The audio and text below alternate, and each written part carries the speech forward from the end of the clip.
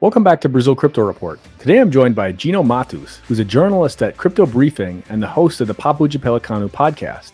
In this discussion, we dive into Gino's experiences covering the Brazilian crypto market over the last several years.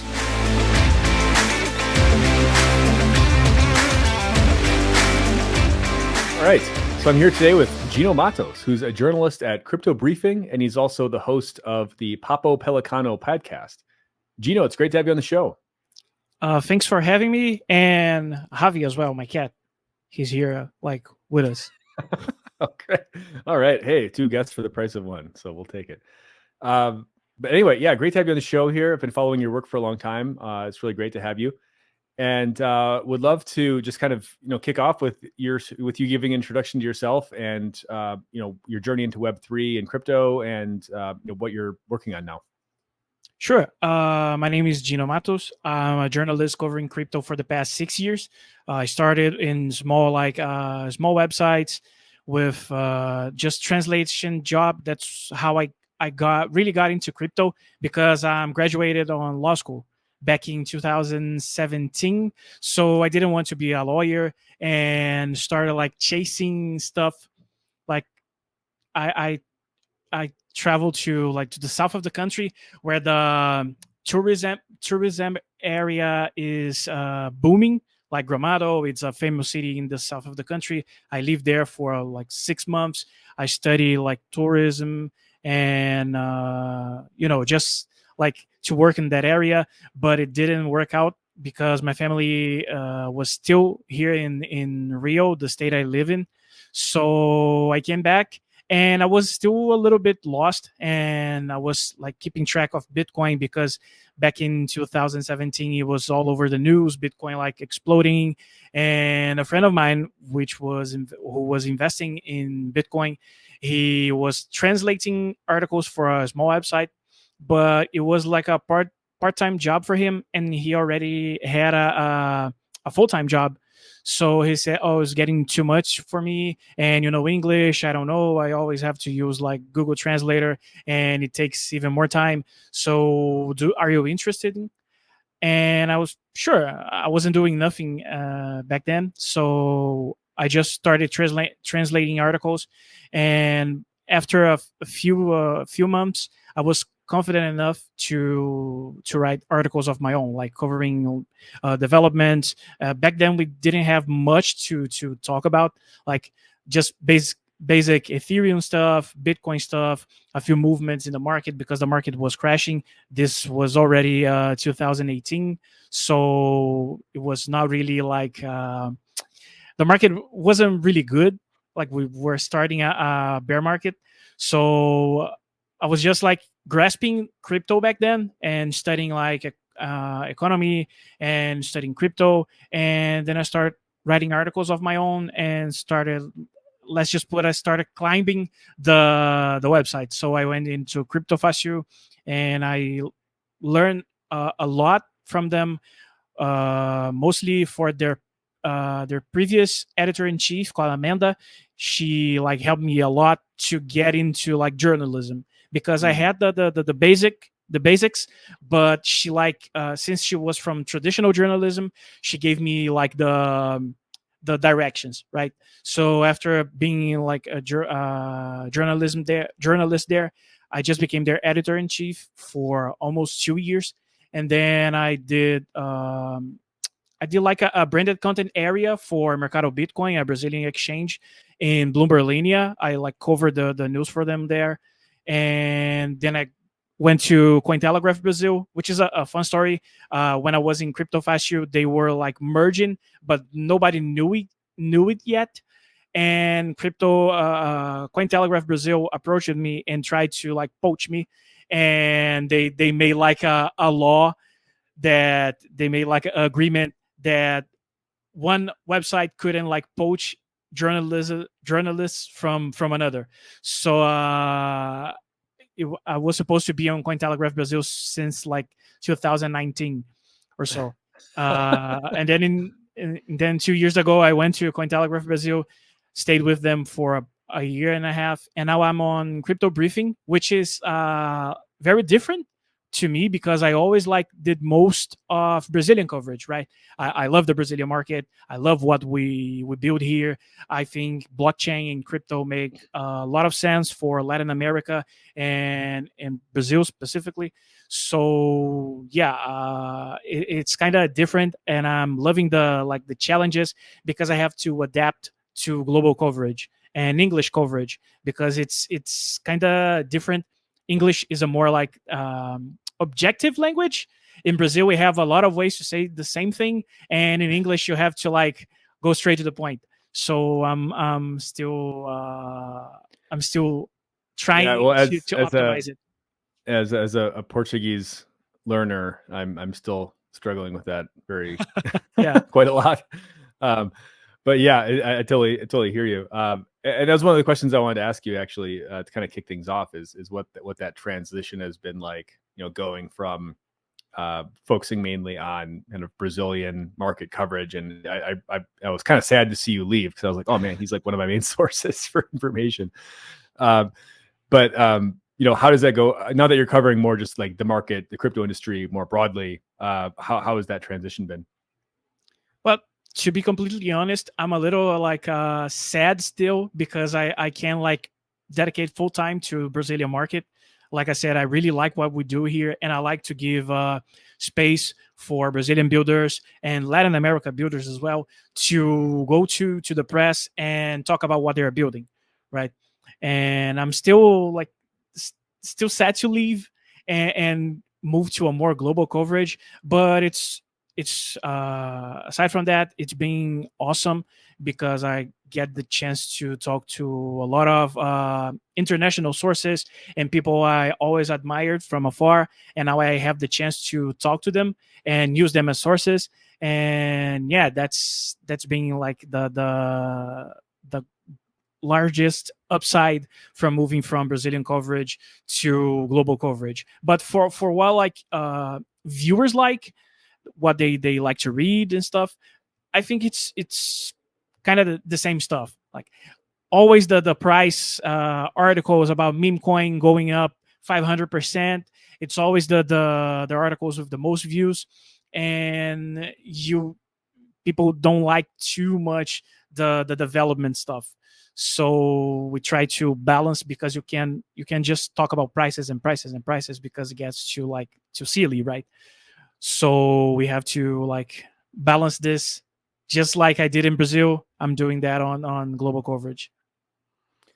Yeah, it's always an interesting balance. Like I remember that when my days at CoinDesk, where we would have this debate all the time of, some people would come in, they're like, guys, we need more like enterprise reporting stories, or we need to talk more about like enterprise blockchain, ESG, whatever partnership, like, large companies adopting blockchain for whatever.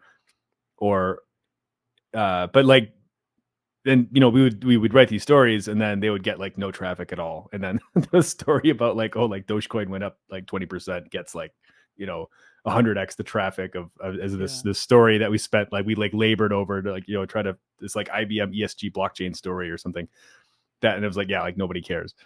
Or not that nobody cares, but like the universe of people that care about the price is much larger than the universe of people that care about like IBM's new ESG blockchain initiative or whatever it was. So I remember that very vividly from like the 2019 days, where it's like these types of, because you wanted to frame yourself as like, hey, we do more at CoinDesk than just talk about like the price and the number going up and all these types of things. Like we do like real reporting here, and you do like real reporting and then like nobody reads it and people just go to the price pages. Yeah. So, anyway, I remember that vividly. And I think in 2021, when we were looking at I think like it was something like half of our traffic was from people searching for like Dogecoin price info on Google. Like it was like half of our website traffic was just Dogecoin stuff. We didn't do a lot of price articles here in Brazil as well. When I was like an editor in chief, I started I'm a real nerd data guy. So I started analyzing data because when I got to the editor in chief position, CriptoFacil was like in sixth in market share. So I had I had this huge challenge of putting us back online, and I started reviewing data and testing articles, and I noticed that price articles like hit real hard from upsides and downsides. When some token like crashed 20%, we reported it, and then it got a lot of views. So yeah, it was when I started to face this challenge of balancing stuff. We have to like read about developments, but we also have to keep people informed about the prices. Yeah, and the development stuff is really important because Yeah. the thing is like anybody can write price articles, right? Like you can have like an AI just write the price articles basically, right? Or like any random, journalist or mainstream media person could write that. But the development stuff, the stuff where you get a little bit more technical or inside of the ecosystems, that's where you really have that's where like the specialized knowledge of the journalist really that's not something you can like easily replicate, right? Like that you can't just hire somebody off the street to like write these articles. Like you need somebody who like really understands the tech and they understand the ecosystem, they understand like the culture and these types of things. And those are the types of people, those are the types of journalists that are like, the hardest ones to find or the hardest ones to cultivate. Really, it takes like several years of doing this to really get into that groove, right? Would love your thoughts on like how the Brazilian crypto media ecosystem has maybe evolved since you've been in this for 5-6 years. You have a few different, you have a few like bigger players. You have folks like CoinTelegraph Brazil, who has, they've kind of, CoinTelegraph is like its own brand, right? But they've got like licensing, kind of like affiliate or partners in different, like international partners that produce localized content in like a ton of different countries. It's not just Brazil. But maybe you could, and then you have some of the mainstream publications coming in and covering a lot more as well. So like Valor and like Info Money and some of that stuff. But would love to get your kind of like front row seat perspective on how the Brazilian crypto media market has matured here. Yeah, the first major difference from when I started to where we are right now is like the biggest websites on finance reporting about crypto, like crypto being like an editorial part for them. Back in the day, like in 2018, we reported on crypto websites when major outlets such as Valor spoke about crypto. Like when Valor talked about Bitcoin, we reported, that was news. That was news in itself, Valor, right? Valor spoke about Bitcoin, and everybody got super hyped when this kind of stuff happened. And now it just became like super normal, right? They have articles about crypto all the time, and most of the time they are doing the breaking news, and I can understand that. I get bitter sometimes because we were here since it was all like we say here in Brazil, since it was all jungle, since it was all like grass. we weed out the grass, and now it's proper for constructing on top of that. People just want to give their breaking news to like Valor and largest outlets. But at the same time, I understand. Like I said, I really like the Brazilian ecosystem, and I want to see the companies getting to the mainstream and getting to the people, and giving breaking news to Valor is one of the ways they have. So yeah, I completely understand, and I'm happy they have this alternative right now, right? So this is one of the major differences. Another one is like journalists coming from traditional journalism to report about crypto, right? Because it's a little different, and it's kind of, I want to say fun, but it's entertaining to see the descent into the rabbit hole, because crypto have a lot of differences from traditional finance, although it has a lot of common points as well. It has a lot of differences, and they have to explore like what is a DAO, what is I don't know, a decentralized exchange, and like get to feel the market. And it's huge, I think, like to have these people talking about crypto and reporting stuff on our market. It's another point that you have now, like Ricardo from Valor. He's a great journalist, and he's reporting crypto. Claudia from Block News, she's a She's like a holy beast from finance journalism, and she's on crypto right now. So yeah, it's good to see like how journalism, crypto coverage in Brazil got so more so much more professional in the recent years. Because back in the day, we just have like young people like me trying to make a buck translating articles, and then you have this progression into journalism, and now it is way more professional. Yeah, yeah. And then how have some of these outlets been received? Like, things like CoinTelegraph Brazil or like CoinDesk Brazil. They had a kind of a brief stint as a coin with a CoinDesk Brazil entity that I think, I'm not sure what exactly happened to it, but it's not around anymore, as far as I know. But like these types of entities that kind of parachute in and they're like, hey, we're going to we already have a lot of content in English language. We're just going to, provide like localized translations of the content we already have. And then we're going to try to do some like of our own local reporting to kind of spice it up.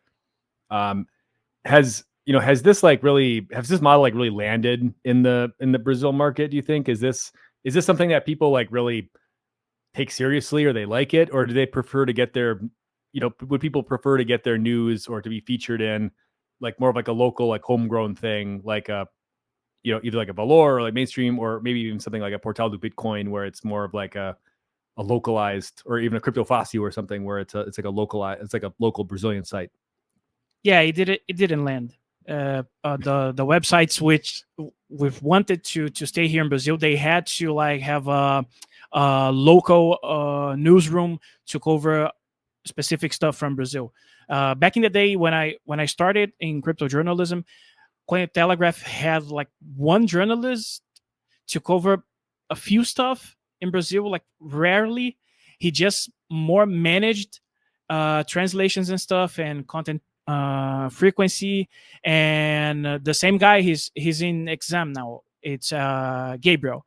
He started acting like a editor in chief. He has a journalism background as well, so he started acting like a editor in chief and recruiting people. And they built a newsroom located in Brazil, because it doesn't really land here if you just translate content. There's a lot of content on Cointelegraph Brazil translated from the major website, from the English version, which gets attention from the public, but they have to feel like there is directed content for a Brazilian audience, not just like translation. You have to mix it up. I hear you. Do you think that means, or do you think that's indicative of like the Brazilian, Portuguese speaking population generally? Or do you think that's maybe just like, if you're going to do this anywhere, like say if I was going to like Korea or something, I can't just parachute in with like some translated Korean language articles. I need to have like original reporting. I guess, do you think this applies specifically to Brazil, or is this something unique about the Brazilian market, or is this more of like a general media principle? Yeah, it's hard to say because my experiences are limited to Brazil, but I will make an educated guess and say it is the same for every country, because it gets too too general in a sense, right? Too far away when you see the content just translated, and when you see a translation and there's no native speakers of the language, they deal with AI and stuff, and you see the content is not really located, it's just translated and made available. So I can do that with a Google Translator widget or whatever. I can do that. I can just go to a foreign website, not on my main language and mother language, and start reading stuff. So yeah, it gets too far from the audience if they just translate and make it available to another country audience. Yeah, and I think maybe the other thing too is sometimes, I mean, this is kind of maybe one of the paradoxes of Brazil, I guess, is sometimes Brazilian people, they really like American brands. Like American brands are like, "Ooh, this is a quality thing," right? But other times, like something like CoinDesk or CoinTelegraph, they'd be like, "Well, like maybe that's big in the U.S., but like no one's ever heard of it here. So like, why do we care what these people say about crypto, right?" Or the brand. Because like the strength of these like licensing, kind of like foreign licensing arrangements, I think is like in the brand itself. It's like, oh, CoinDesk, we're a big, we're well-known, respected media company in crypto. And you go to this new market and no one's ever heard of you, then it like that brand doesn't really like carry them. It doesn't really carry that much weight, I guess, is maybe what I'm trying to say. Yeah. But yeah, that's super interesting. Maybe reflect a bit on your time covering the Brazil market. Would love for you maybe tell us about some like what were some of the highlights, or were there any like really major stories that you broke that you were like really proud of, or any really cool like original reporting that you did that you maybe you sniffed out some things that everybody else missed?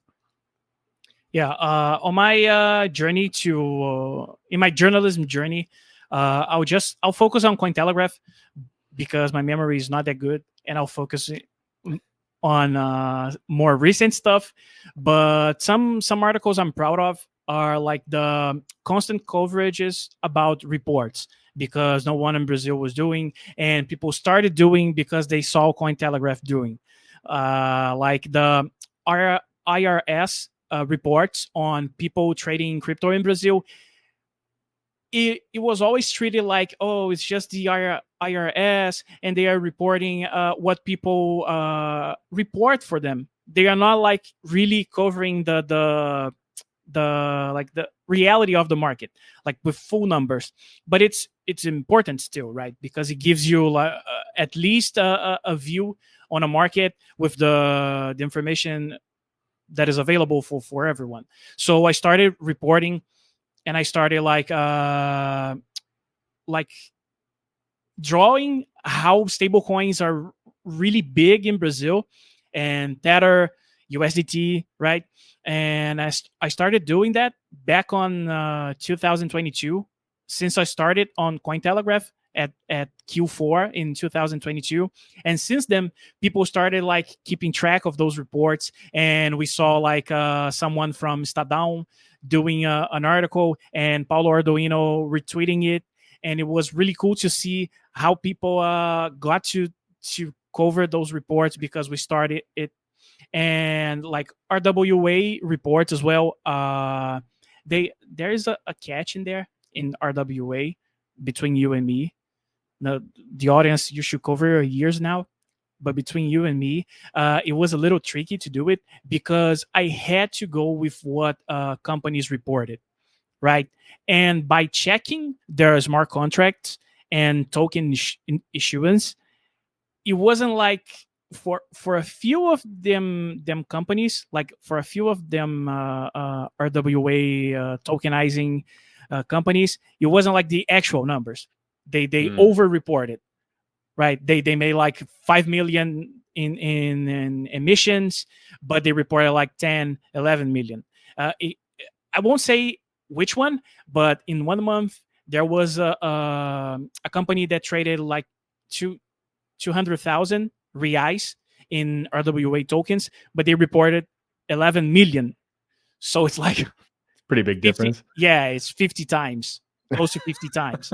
So yeah, but it was like I was in that sticky situation where I mean, I was in Cointelegraph.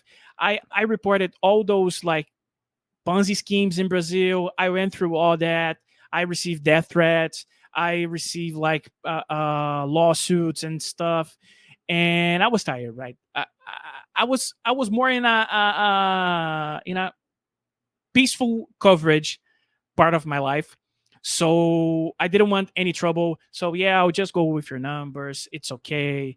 But I just covered like the RWA market, and the good part about it was when I discovered that CVM or SEC from the people outside Brazil, they were like keeping track of those articles and using it as a way to like measure how the market, RWA market outside their sandbox, their regulatory sandbox, was going. And this the companies started like not sharing what tokens they were selling, because they were afraid they made an offer CVM wasn't too okay, and it might generate them problems. So companies started reporting just the full numbers. Like we tokenize 15 million, and that's it. We're not going to share what tokens we were tokenizing. And because of the competitors as well, because if I am a RWA company, I'm in like in a sector that got overlooked by other companies. I wouldn't like to share it and make it like super visible for everyone to see. So those were two like kind of articles I was really proud of. And when I discovered that Web3 isn't Disney, right? Isn't like I saw a lot of friends of mine from Web3 like ambassador roles, and they like had 3 ambassador roles at once, and they were always like interacting with DeFi, and I don't know. You have to. I mean, you need some money to interact with DeFi, and I thought they were like making big bucks, right? But when I was talking with a friend of mine, I don't discuss numbers too much. And but one of those conversations, I said, "Yo, you." I think we were talking about using Ethereum mainnet, right? Because the gas fees are super high. And I say, "Oh, come on, you can use it because you are rich." And he said, "No, I'm not rich. What do you think ambassadors role pay? They don't pay me nothing." And then I said, "What?" And he said, "Yeah, ambassador. Most of the ambassadors' roles are like pro bono. You just got intel before the major public receives it, but you don't have most of the roles don't have any like monetary compensation. They don't have a salary." And then I started digging and digging, and I found out that yeah, a lot of projects, a lot of protocols were using people like to cover their content, and they made demands, right? It's not just like, oh, I'm ambassador, I'll do content whenever I feel like, because I don't receive money for that. No, they made demands. They Some of those demands included like making reports on doing analytics, like building dashboards. So you take the data from the dashboards and make a report on that. And I was like, dude, that is so wrong. I couldn't go deeper on the article because in some cases protocols would identify the sources, and it could like end badly for them, because most of them said, dude, don't mention my name because I don't make much, and it would hurt my family income and stuff. So I had to go light on that. But yeah, it is an ugly part of the Web3. I thought people were making like decent money, but no, it is a lot of free work and promises and shortcomings.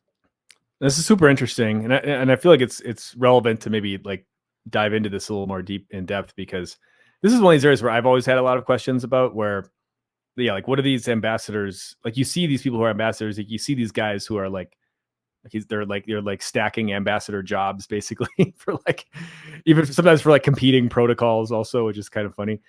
But it's like how do these arrangements actually work? Like what is the, how are they being compensated? What are they actually doing? Like, do they even get paid on time? Do they get reimbursed for stuff? Like, how are they being like, how is if they are being compensated, like how do they calculate that? How does the protocol calculate that? And like who is it, like a DAO that has to like vote on it, or is it like just a foundation that just sends them money? It's kind of a mysterious world, right? Yeah. So I remember reading that article and I was like, oh wow, this is like really good reporting. Like I would love to, I was like, man, I really want to learn more about this. But like, yeah, but to your point, that you can only go so far until you're sort of outing people, right? And that's not helpful. Yeah. But I mean, maybe let's double click on this. But when people volunteer to be an ambassador, or when a protocol comes here and they're like, hey, like who wants to be an ambassador?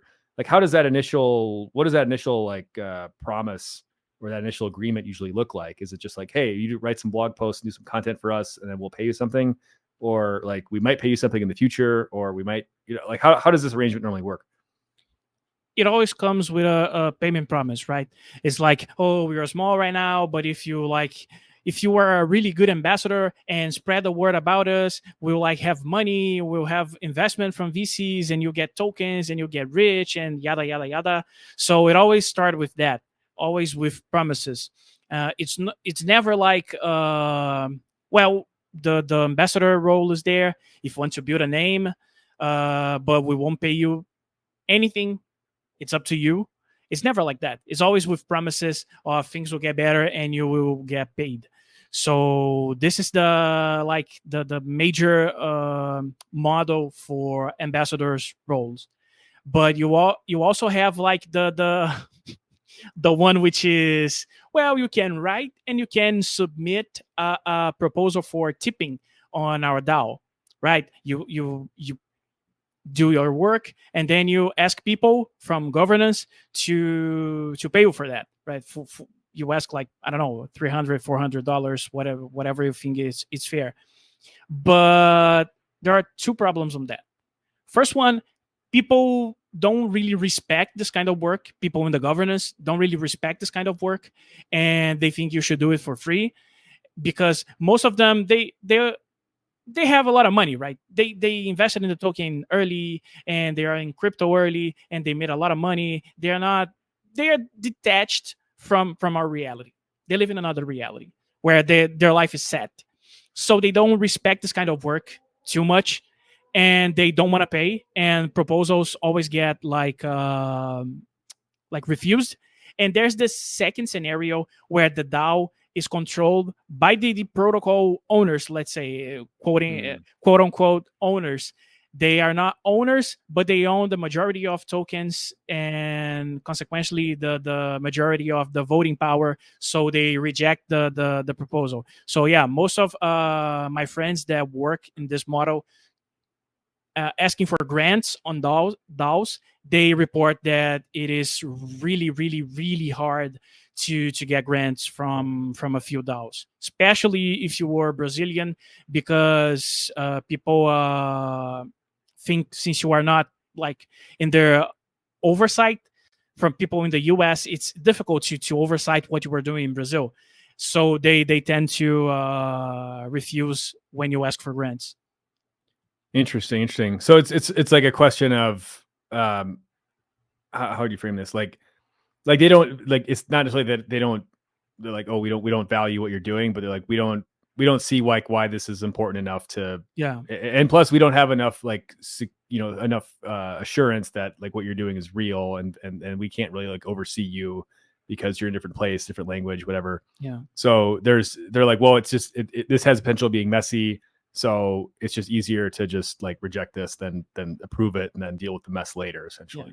Yeah. DAOs are messy, right? Because you have, at the same time, you have people like trying to do a solid work and asking a grant for it, and at the same time you have, I won't name any DAOs, but we have a few examples here in Brazil where they just they introduce a biz dev proposal and say they're going to spread the word, and they have a absurd amount of money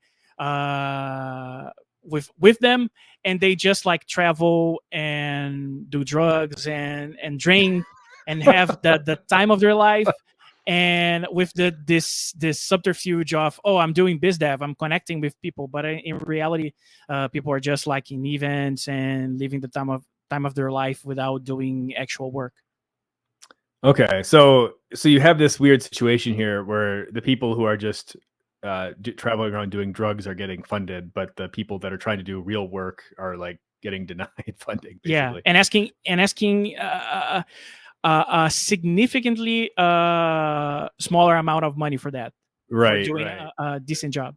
Interesting. Well, maybe they just need to, submit, request more money, and then maybe I feel like there is something maybe like there's something psychological like pricing things, right? Like if you price something lower, people tend to like not value it as much. As like, oh, if I'm charging $250 for an article or for a content series versus, hey, I want $2,500 for this content series, maybe people would look at it and be like, oh, if it's $2,500, it must be like more serious or whatnot. I don't know. I'm not a DAO governance person here, but like there's the glam factor as well, right? Because if I ask a lot of money and I'm saying I'm going to events and stuff, I'm talking to movers, shakers, producers, ballers, big hustlers, and if I'm just writing an article, where's the glam on that, right? Yeah. Despite being a very important the guy is computer and he's probably just using AI for it anyway, so it's like, who cares? Like, why do we have to pay for that? Yeah. And then, I mean, maybe going back to the when these ambassadors, they sign up or they have some sort of agreement with the protocol, like what are they exactly being asked to do, like on behalf of the protocol? Is it, I mean, obviously like content production, like hosting events, showing up at other events, doing like biz dev type stuff? Like what's in that normal scope of work normally?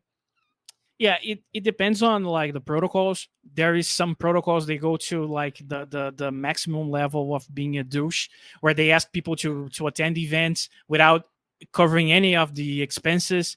They ask people to do regular reports, as I said, to collect data, to like do a market research, which is a big thing, and people like they charge a fair amount of money for that, and they ask ambassadors to do it for free, and they like demand a content output, like one Twitter thread a day at least, and community managing, and Discord, like a moderator moderating Discord and this kind of stuff without any payment.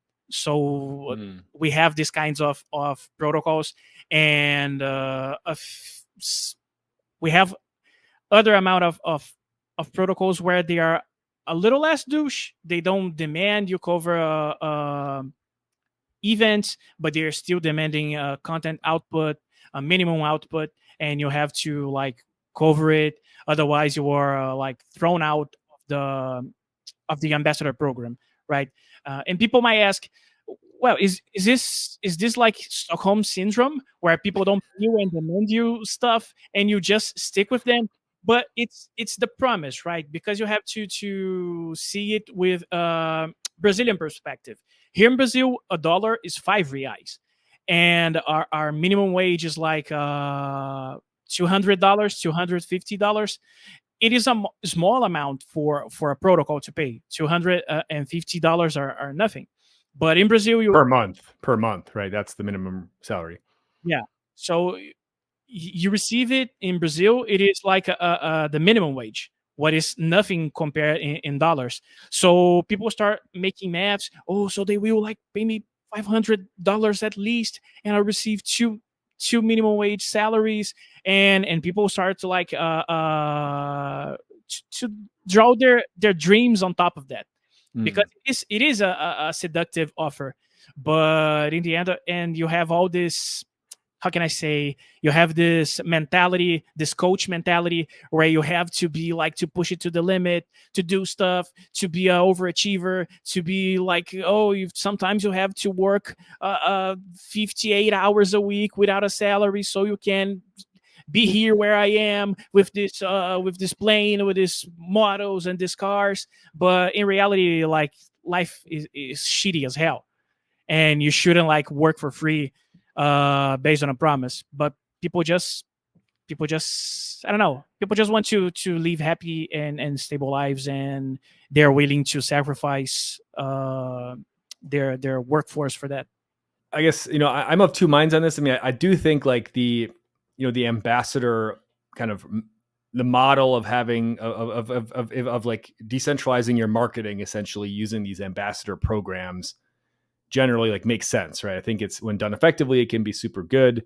I think there's a lot of protocols that have done this quite well.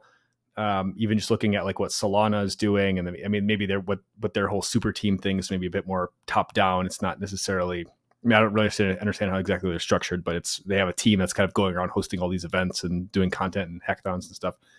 And then you have, a variety of others that have a different approach to it. And I don't know. I mean, I just don't like the fact, what rubs me about this is that you have people coming, like, basically these protocols are taking advantage of people who they see an opportunity and they're like, hey, this is like a chance for me to finally get my feet wet in Web3, in crypto, and I can finally start making money, like all these other people I read about on the internet. And then they get kind of like rugged and they get screwed over by this protocol that has tons of money, but they're just like, hey, we want all this like free stuff so we can, like, I mean, that just rubs me the wrong way. I mean, my sense of internal, like, inner justice is like sort of disturbed by that. So hopefully if anybody is watching who is engaging in that behavior, you should stop doing that.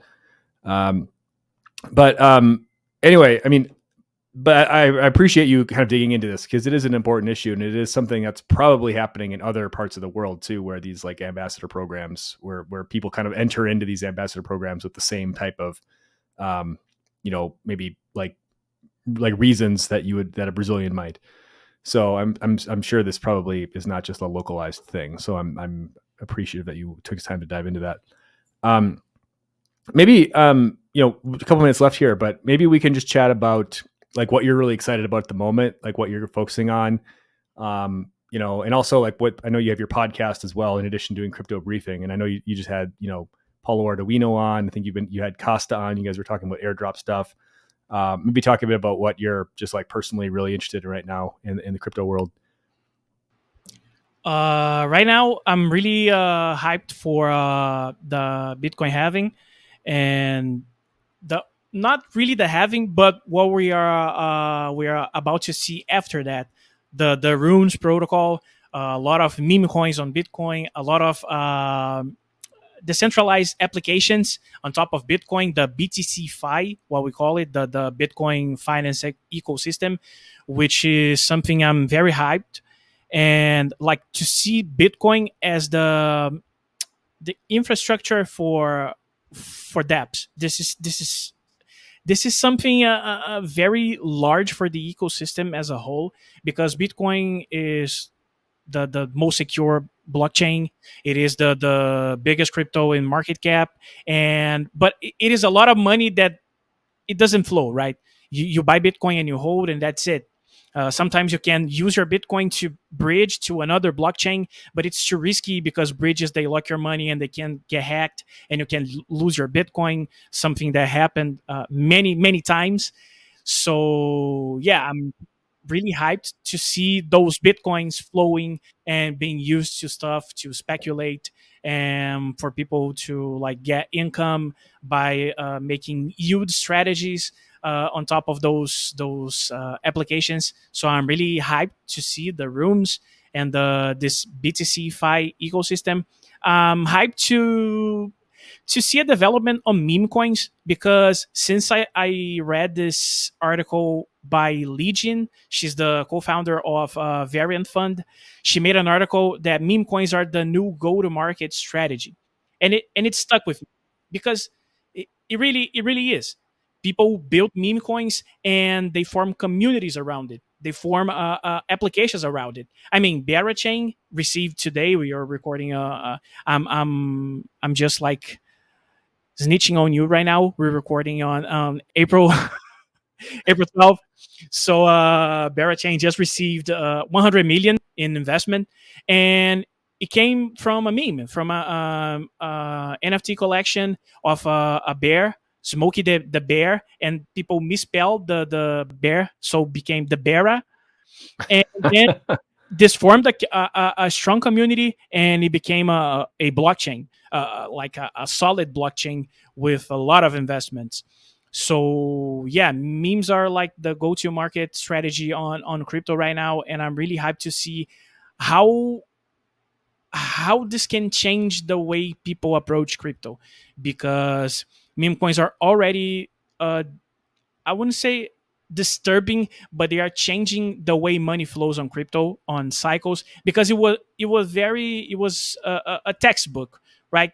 Money goes to Bitcoin, then to Ethereum, then to mid caps, then it translated, then it moved to meme coins and micro caps, and then it was the end of the cycle every time I have this. But now it started with Bitcoin. At the same time, we see meme coins exploding, and they're showing no signs of slowing down. So I'm really hyped to see how meme coins are changing the crypto ecosystem, because it gets harder for companies which save their biggest announcements for the bull run, but they get overshadowed by a meme coin like jumping 5,000% in a day. And yeah, it can be like, what does it mean for VCs, for venture capital? Are they're going to start to invest more in meme coin focused stuff like Barachain? This is something I'm hyped to see. And of course, AI and RWA, real world assets on blockchain. BlackRock moved one of their funds for qualified investors to the Ethereum blockchain. They made tokens. They already have, like, in 20 days, they have 25% of the U.S. Treasuries tokenized U.S. Treasuries. They have 25% of this market, and they are climbing really, really, really fast. So yeah, I'm hyped to see RWA and AI, because AI is not like meme coins built with AI on their names, and we can speculate on that. AI have a very important role in crypto when it comes to intents. I don't know if people are familiar with intents, but it's like when you call a cab in a new city and the cab doesn't know where the address you want to go is, you have to give directions, right? And it's tiresome, and you can give a wrong direction, and you can end up paying a lot for the cab ride because you didn't know where you wanted to go, right? The directions. But intents, they're like Uber and Waze combined. You get a driver, and the driver has the Waze, and Waze is going to like give directions, and it's fast. Intents are like that. You just put it on that you want to trade like Ethereum for I don't know, Shiba Inu. Let's talk about a meme coin for Shiba Inu, but you know where, and this platform will make this transaction for you. It doesn't matter if it has to go to another decentralized exchange, then a bridge, then whatever, then you won't know about it. The intents, they do it all for you without you even knowing it, and AI plays a crucial role on that. So yeah, I'm hyped to see those developments on crypto. Very cool. Very cool. Well, maybe we should start a meme coin focused venture fund with like Yeah, people like are already trying. thesis, like thesis driven meme coin venture fund. We'll go present it on Faria Lima to some, old banker guys and family office investor guys. Be like, here, like this is our plan. We're gonna invest in. No, you break it up into like a barbell strategy. We have we go 50% like blue chip meme coins, and then 50% like just like total like shitcoin gambling type meme coins. And I mean, I just find it funny, like, these more of like, I guess, traditional crypto, quote unquote, like VC funds are having to wrestle with like, how much do we have to allocate into meme coins? And like, what are we going to tell our LPs? Like what that we're, we sold them this thesis, like, oh, we're investing in this like next, this infrastructure, the next internet. But then they're, we're actually taking all your money and we're just using it to invest in meme coins, which has nothing to, which, I mean, I guess you could still, I mean, if you're arguing that meme coins are like, the like the future infrastructure of the internet, maybe it's not the most like those are not even the meme coins that people go for. Those like big meme coins, I don't even treat them like meme coins anymore. Like with dog with hat, I don't treat it like a meme coin anymore. It has a billion market cap. Like I don't treat it like a meme coin. Yeah, it's like this is like the new Bitcoin, right? As to the rest of the altcoin market, right? Like if it's like, okay, I've got, we're doing like 60-40 portfolio of we got like 40% in, Doge and like the, WIF and these like sort of established blue chip meme coins. And then, 60% we're going to go long on like just random stuff that gets minted on Solana or whatever. They can't just buy like a few decent token sniping bots and use it to snipe meme coins. That's what most people that make money with meme coins, they are running bots. They are expensive. It is an expensive infrastructure, but it pays out really fast. Yeah, and that's the thing that I find really interesting about it is like, as much as meme coins are like a retail thing, right? Like this is an easy way for retail people to kind of get in and like, oh, I don't understand Bitcoin, but I like Doge, or I like this Winnie the Pooh coin or whatever it is. But at the end of the day, it's like, okay, you're actually going up against like pretty people with very sophisticated infrastructure and sniping tools, and it's like trying to do like these like eBay auctions back in the day where you put in a bid and then like you get sniped at the last minute by, there's always like you could never actually win these things, even if they looked like, oh, I can get this amazing deal on this thing, but on this auction, but no, like somebody's going to snipe you. So anyway, buyer beware on these things. Well, Gino, really great having you on the show here. Why don't you just tell everybody really quick how to best get in touch if they want to reach out or want to learn more? People can find me at Twitter. I'm active there right now. I just became active there. You can find me. My handle is Peli, Peli, Matos, like my name, Matos. And people can find my podcast. It's called Papo de Pelicano. I'm inviting more like global builders, global players to the podcast. We had a recent episode with Paulo Arduino. I have more on the way. People from Shrapnel, the game from Avalanche. I'm still talking with more guests. So I'm trying to do at least one global reach guest per month. My episodes are weekly, so 1 out of 4 or 1 out of 5, depending on the month length, will be like a English speaking guest for global audiences. So yeah, those are the places I'm more active. And on Crypto Briefing, you can check my articles there. Awesome. Well, Gino, it's really great having you on the show here. Great chatting. And thanks everyone for watching and listening. And we'll see you next time.